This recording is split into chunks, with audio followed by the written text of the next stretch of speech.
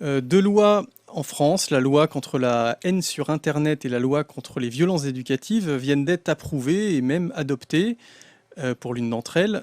Qu'est-ce que cela vous inspire? Alors, ce sont des sujets différents.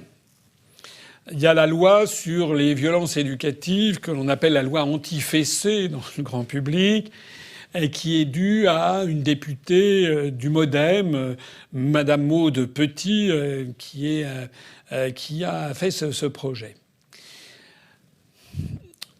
J'avoue que j'ai sur cette affaire une position un peu nuancée.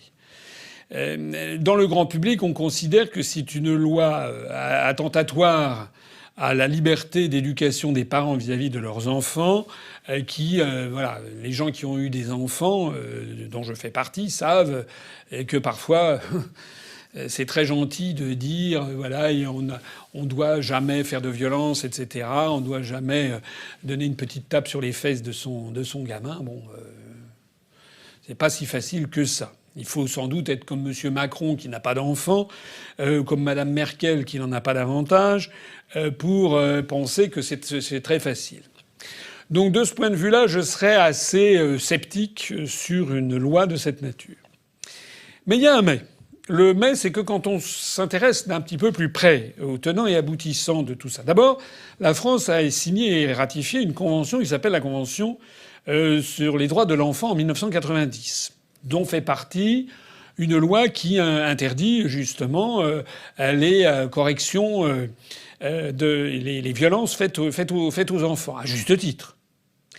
La deuxième chose qu'il faut savoir, c'est qu'il y a déjà 54 pays, je crois, dans le monde qui ont pris des lois de cette nature. La France, donc, n'innove pas. Elle ne ferait que rejoindre le lot commun qui ne se limite pas d'ailleurs aux pays d'Europe occidentale, qui est voilà, il y a quand même à peu près un quart des pays du monde qui ont déjà pris des dispositifs de cette nature.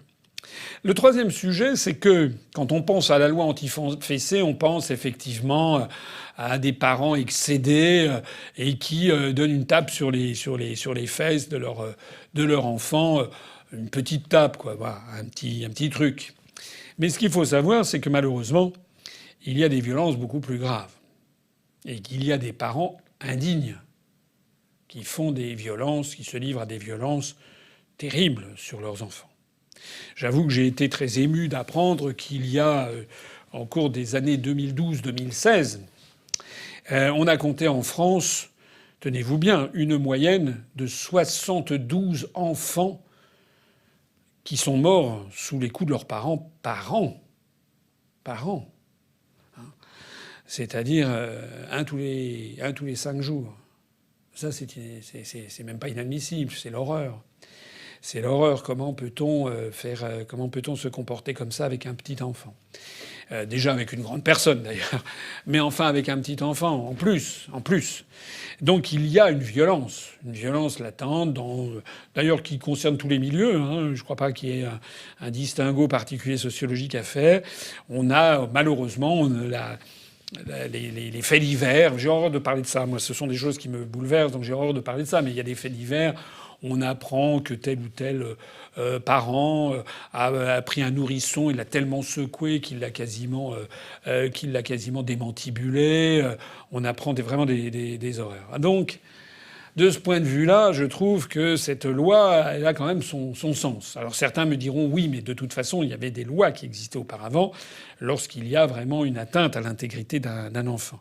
Cette loi, elle est un petit peu entre les deux. Et si j'ai bien compris les attendus de la loi, il est quand même question d'une loi essentiellement, comment dirais-je, méliorative, comme on dit, qui améliore la situation et pédagogique.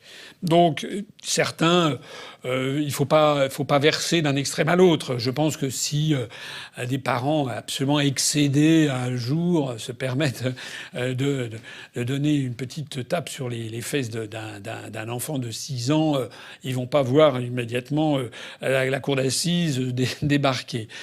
Mais c'est quand même de la pédagogie. Et c'est nécessaire pour que les parents sachent et admettent, intègrent le fait qu'un enfant, c'est un être humain, c'est un adulte en puissance et que on doit respecter l'enfant autant que possible et que lorsqu'on doit donner des ordres à des enfants qui peuvent désobéir, ça peut arriver, eh bien, on peut essayer d'avoir des ordres fermes, en parlant avec fermeté, mais sans user de violence. Voilà, c'est un progrès. D'ailleurs, souvent, on se fait mieux respecter d'un enfant quand on lui parle de façon extrêmement ferme, mais sans lever la main sur lui. Voilà, donc c'est pour ça que sur cette loi, personnellement, je ne suis pas. Alors il faut voir, évidemment, faudrait voir que ça ne débouche pas sur des situations ridicules, mais je n'y suis pas foncièrement défavorable à titre personnel. On me demande mon avis, hein. Voilà. Même si vous savez que sur ces questions sociologiques, voilà, l'UPR, ça n'est pas son genre de beauté. Nous, notre genre de beauté, c'est la liberté et la souveraineté de la France.